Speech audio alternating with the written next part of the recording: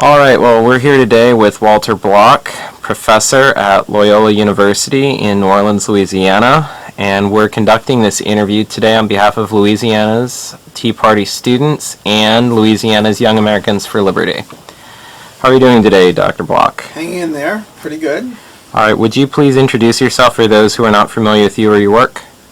I am Walter Block. I'm a professor of economics at Loyola University in New Orleans. I have a PhD in economics from Columbia University.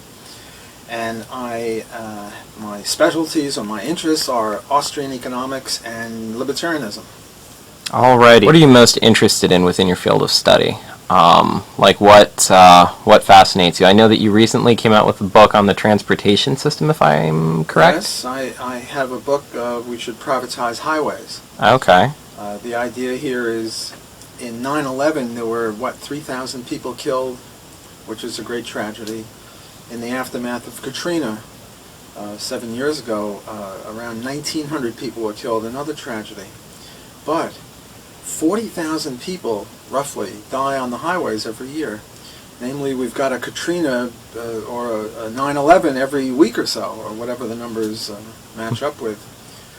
And yet, nobody says squat about these needless deaths, horrible deaths, due to our socialist road system. It's run by government, and it's road socialism. And my book tries to make the case that if we privatize the roads and highways, we didn't use the Soviet system for our highways, streets, roads, and tunnels and bridges, we would save many, many lives, and that the fault of it is government. And then what it does is deals with all sorts of objections, like, how would we collect money for it, and what about eminent domain, and whole bunches of things. So that would be an interest of mine on libertarian theory, which is that that government is best which governs least, and maybe best which governs not at all, and certainly it should get out of the road system, and we should save lives and promote liberty by having private property in highways. All right. What is your opinion regarding the current state of the U.S. economy?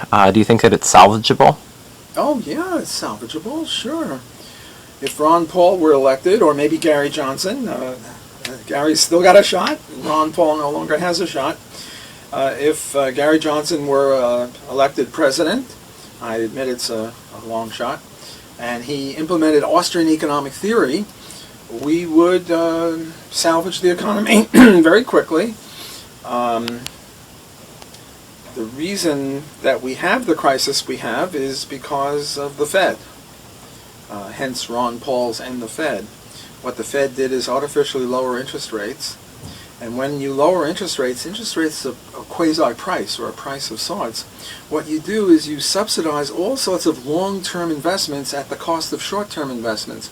Namely, Austrians are not Keynesians. Keynesians believe the economy either has too much, in which case we have to put on the brakes, or too little, in which case we have to put on the gas.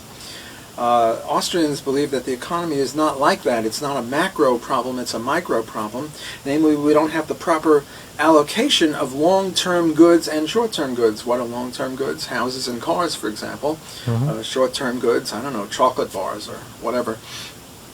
So we have too much investment in houses and cars, and instead of allowing those investments to dissipate, to be liquidated, to allow the prices to fall and allow bankruptcies to operate there, what Obama is doing, what Bush did before him, was to prop up these malinvestments in cars, Detroit, and houses with the lowered mortgage rates, and all this Fannie and Freddie and HUD supporting housing, even though people are underwater in many of their mortgages. So if we just stopped doing this, the laissez-faire, if we adopted the laissez-faire policy and went on the gold standard, the economy would be very quickly salvageable. Get rid of a few things like minimum wage laws and unions and unemployment insurance, which encourages more unemployment, and we'd have the economy back in a couple of months. But no, we have Keynesians, whether right-wing Keynesians of the Milton Friedman variety, or left-wing Keynesians of the Krugman, Keynes variety. The one believes in monetary policy, the other in fiscal policy. Austrians believe in no policy at all. That we shouldn't look. We don't have any rubber band policy. We don't have any wristwatch policy. We shouldn't have a monetary policy or a fiscal policy. These policies is just Sovietization of the economy, and the fewer the policies we have, and the closer we get to laissez-faire capitalism, the better the economy will be. All right. What, in your opinion, is the maximum amount of debt that we can incur that would also be sustainable? Essentially, have we already passed that point, or do you think that we still have some way to go? If we do, where would that point be? Well, you ask how much debt should we accumulate, and the we is a slippery weasel word. You know, who's the we? Is it the government? Is it private people? If it's private people, let them accumulate as much debt as they want. I mean, it's a free country. Well, it should be a free country. It's not really a free country. And in a free country, people can borrow and lend, and if there's any problem, we might even think of debtors' prisons for people who have too much debt. That's private individuals. But now for government, I think the proper amount of government debt is zero. The government should live within its means if we're going to have government at all, and I'm also an anarchist, so I don't believe in government, but let's stipulate that we have a government and we want it to govern least or govern well. It shouldn't have any fiscal policy.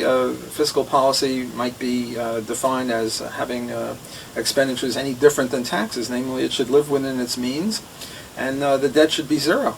So I would say for government, the debt should be zero. It's 16 trillion, not 16 billion, which is horrendous. Obama, when he ran in 2008, was bitching and moaning and whining that the debt was 9 trillion.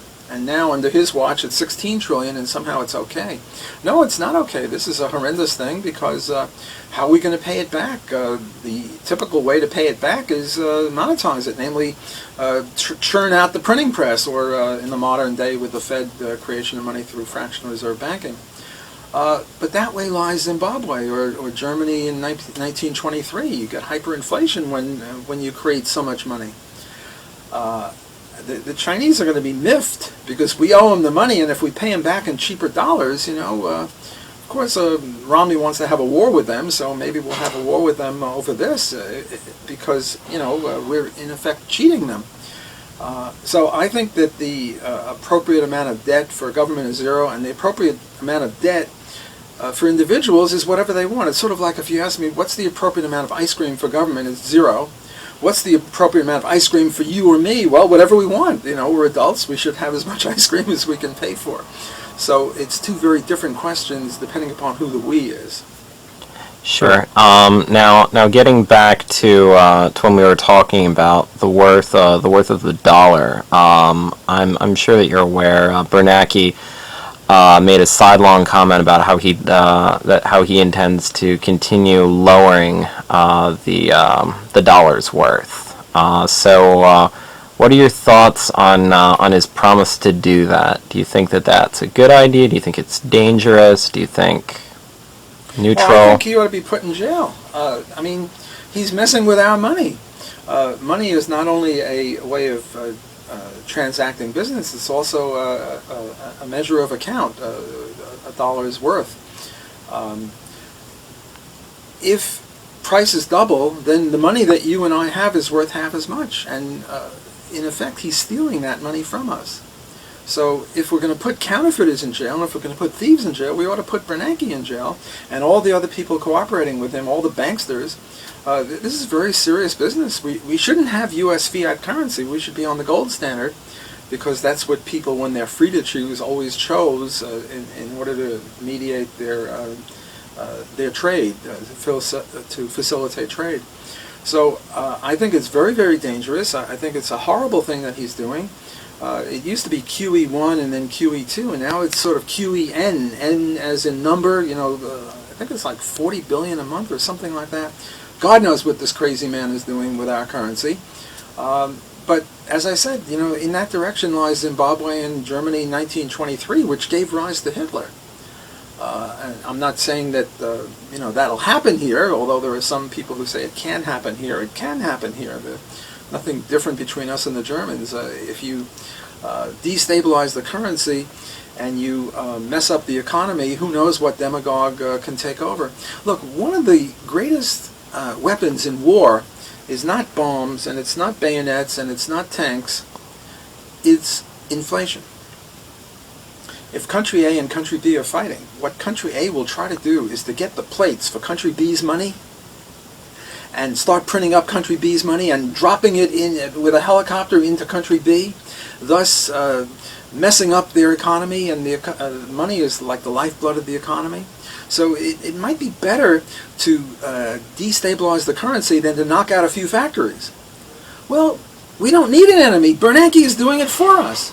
He is creating money like a drunken sailor. I shouldn't insult sailors. I take it back. Sailors are great guys. Bernanke isn't. He is doing what our greatest enemy could do to us to destabilize our economy. So the T word, traitor, somehow comes to mind. I mean, if the Soviets or whoever the bad guys were, the North Koreans, if the North Koreans were doing this, we would all know that they have not our best interests at heart, and they're creating U.S. dollars by the bushel. We would realize that the North Koreans, who are our enemy, are destabilizing our economy. Well, Bernanke is doing that. Okay. What are the largest areas of waste within the U.S. budget? And if you could keep it to 5 or 10, that'd be great. Well, Ron Paul wanted to get rid of 6 departments, I forget which. And what's his name from Texas wanted to get rid of 5, but he couldn't think of which ones it was.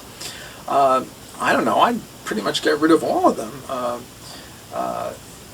Under libertarianism, there are 3 or 4 categories. At the top of the heap is the anarcho-capitalist view, which view I espouse. That means that we have no government, and private companies perform all the functions that government performs, including defense and military and courts and everything. One step below that is what's called minarchism, and this is most associated with this is Ayn Rand.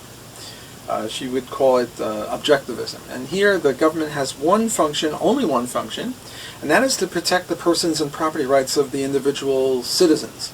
And to that end, there are only 3 institutions that are justified. One is armies, to keep foreign bad guys off of us. Not to go out and try to export democracy to the world, not to be the world's policeman, but to have defense, not offense. And when you have, 1,000 military bases in 150 foreign countries, that's not defense, that's offense.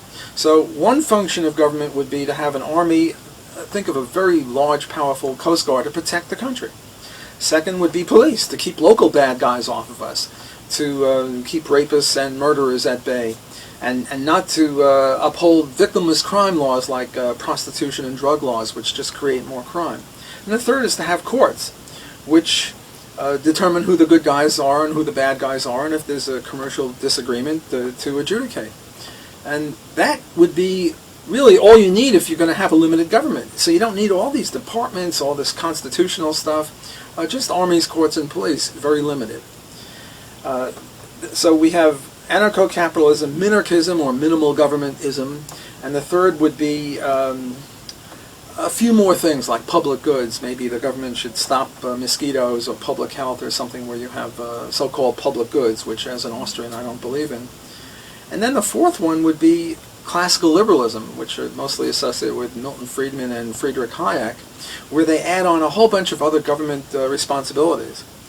So if I had my druthers, I'd pick the first one, and if I couldn't get that one, I'd pick the second one, and if I couldn't get that one, I'd pick the third one. I'm not really happy with the fourth one, where I once had a debate with Milton Friedman over road socialism, and he's a road socialist. He thinks that the government should run roads, and I'm bitterly opposed to that on the grounds that they kill people needlessly. Sure. All right. What impact would the U.S. economy going bankrupt have on the international community, and could the world's economy withstand it? Well, in a sense, we're already bankrupt, because technically speaking, once your instantaneous obligations are greater than your instantaneous assets, you're bankrupt. And we have this fractional reserve banking, which means that the instantaneous obligations or deficits are greater than the assets. So we're bankrupt now. With regard to the 16 trillion debt, It's not instantaneous, but I don't think we're going to be able to pay for it. And there are two ways to deal with it. One would be the honest way, to just repudiate it and just say, ha ha, sorry, you lent us money, we're not going to pay you back. And anyone fool enough to lend the U.S. government money deserves what they get. And that means that no one's ever going to lend the U.S. government money again, which I think would be a great thing. That would be explicit repudiation. Implicit repudiation is what we're doing now, because these debts are denominated in dollars, and if we cheapen the dollar, then when somebody lent us $100, we pay them back $100, but the $100 they lent us 10 years ago is worth a lot more than the $100 we're going to give them now. So we've repudiated half the debt, say, if the money fell by value of half. I don't think either of these ways would ruin the economy. I think both of them, especially the explicit repudiation, would be of benefit. We'd have a more honest economy. I don't think we'd have any great problem there. I just wanted to comment on that, if that would be okay, even though you didn't ask me this formally. I'm not a free speech absolutist. I think there are certain things that if you say, you should go to jail. For example, if I now said, and I'm only kidding, give me your money or I'll shoot you, that's just speech, but that speech is a threat.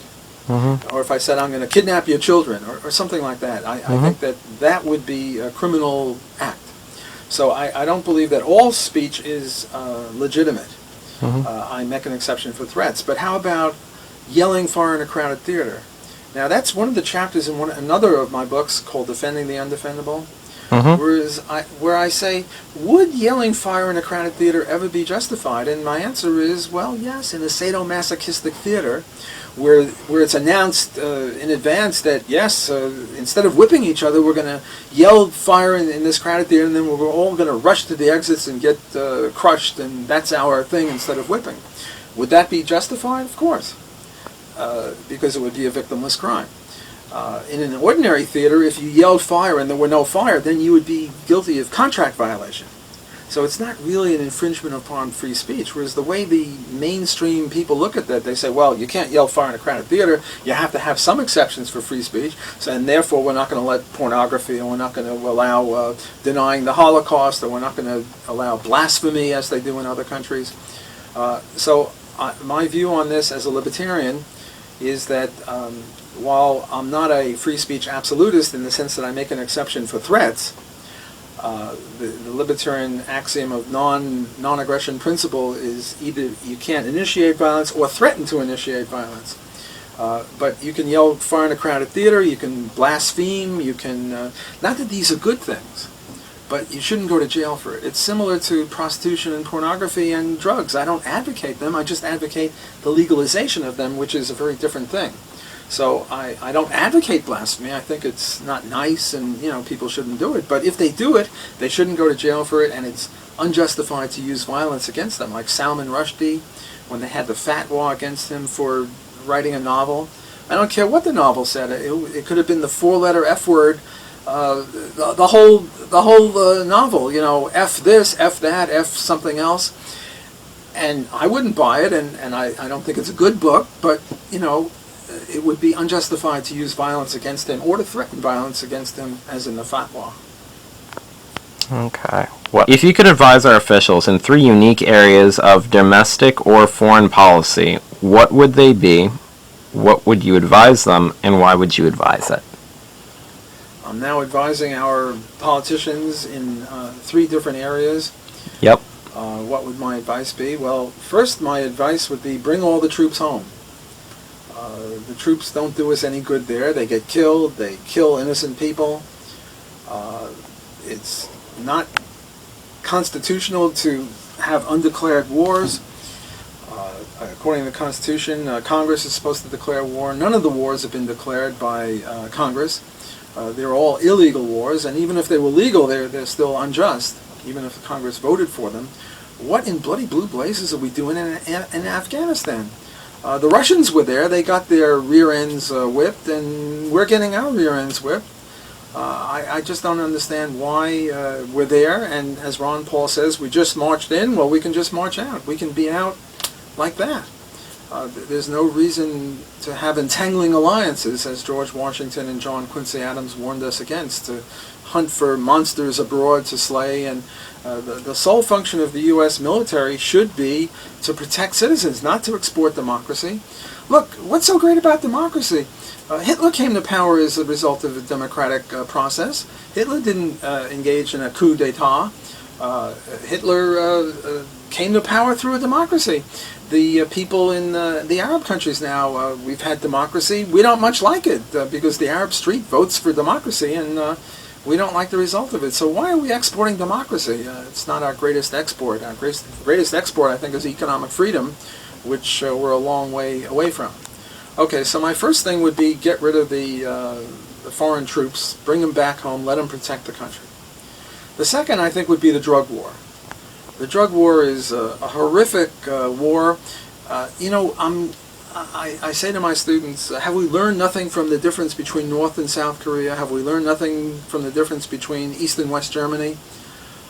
In both cases, you had the same people, the same culture. Due to accident of war, you had different economic systems, and look what happened. Well, I now say, in the same vein, have we learned nothing from the prohibition of alcohol?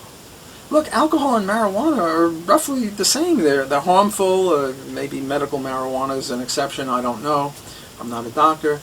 Have we learned nothing from alcohol prohibition? Alcohol prohibition created crime and all sorts of difficulties. Well, so is drug prohibition. And drug prohibition is particularly vicious to the black community.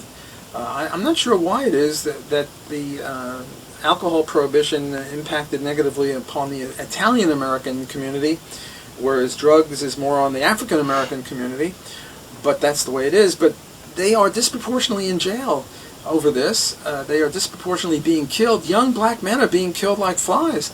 And what is the black community worried about? Well, all sorts of things, I guess. I don't know what they're worried about. Maybe affirmative action or something. But, if I were a leader of a community and the young black members of my community were dying, I would sort of take note of this and try to stop it. So my second advice to the politicians, get rid of the drug war. We're never going to win the drug war because every time we have a slight victory in the drug war, like we interdict the shipment and now we burn a couple of tons of marijuana, what happens is, excuse me for being an economics professor, the supply curve shifts to the left, which means we have less quantity, which means a higher price and higher profits. So every time we have a slight little victory, we undermine ourselves and we make the enemy, namely the drug dealers, who I don't really regard as the enemy, more strong. So we're not going to win that. The third one, I guess, would be end the Fed and adopt a rational monetary system based on gold. The Fed started in 1913, and if you look at the 100 years before and after the 1913 start of the Fed, the dollar has lost most of its value. In 1913, a dollar was worth $1 by definition. Now it's worth like 3 cents. So they dissipated 97% of it. And if you look before and after the 1913, the oscillations, the depressions, the recessions, the inflations have been much more severe after the Fed than before the Fed. So the Fed has done a lousy job, and it should be we should end the Fed as Ron Paul asks us to do. Okay. All right. And Young Americans for Liberty would like to know, how would you go about dismantling a state? Well, I'd like to answer this under two subcategories. First, we have no power, let's say, and we're just a bunch of theoreticians. How can we dismantle the state? Well, the way to dismantle the state is to convince people of libertarianism. Convince masses of people that liberty is good and statism is bad and crony capitalism is bad and laissez-faire capitalism is good. And now I ask myself, who are the two people who have converted more people to libertarianism than any other two people? And my two people that I have in mind would be Ayn Rand and Ron Paul. Now, Ayn Rand wasn't a libertarian. She eschewed the word libertarianism. She was an objectivist, but still, paradoxically, she converted more people to libertarianism than anyone else except Ron Paul through her magnificent novel, which I think is the best novel ever written, Atlas Shrugged. Came out in 1957. It's still selling like hotcakes, 100,000 a year or something. Still being ignored by the major media. Part 2 of the movie Atlas Shrugged is coming out, and I'm going to watch it. I mean, Part 1 just brought tears to my eyes. I just loved it. I'm going to love Part 2, I'm sure, if it's as true to the book as the first one was. So she was very, very successful. And how did she succeed in converting people to libertarianism? Did she muddy the waters? Did she try to water it down? Did she say, oh, you know, we're nice people, you know, love us? No. She had the libertarian view, even though she wouldn't call it libertarianism. She would talk about limited government and private property rights and profits and greed and all sorts of great stuff. Ron Paul is the second most successful person in converting other people to libertarianism. He goes to a college campus and he'll get 10, 12, 15,000 people, which is unprecedented. I invited Ron Paul here in 2009 before Ron Paul really became Ron Paul. We got 2,000 people. We had overflow rooms and all sorts of standing and people watching and waiting for him. He is just magnificent. He has a different persona. He's also non-compromising, but his persona is a little different, more low-key, I would say, than Ayn Rand, who was really out there. So one way to end the state, or end the evil of the state, is to convert masses of people to libertarianism, run for office like Ron Paul did, write a novel, write a book on economics like Mises did, or Rothbard. That would be one way. Okay, now suppose we have 2/3 of the populace is libertarians. Well, the political system, they would probably make it so that libertarians couldn't get elected anyway, based on what they did with Ron Paul and how the Romney forces treated him. But perhaps it could be done peacefully. And if 3/4 of the people or 2/3 of the people were avowed explicit libertarians, I think it would be easy to end the state, or at least end all those parts of the state which are unjustified. People would just refuse to pay taxes that are necessary, and you can't put everyone in jail. We would end this TSA business. We would allow each airline to safeguard its own passengers. We'd get out of the Sovietization of TSA. So I think the key way is to convert people to libertarianism. Now, the other way is to start assassinating politicians, but I think that's utterly crazy. I think that if you assassinated any politician to try to end the state, 10 more would come to fill up his place, because you have to win the hearts and minds of the people. And, you would just be hunted down like the mad dogs you were if you did that. So I'm very much bitterly opposed to assassinating anyone. My hope is that we can convert people to libertarianism, and then we will have a peaceful move toward liberty. Okay.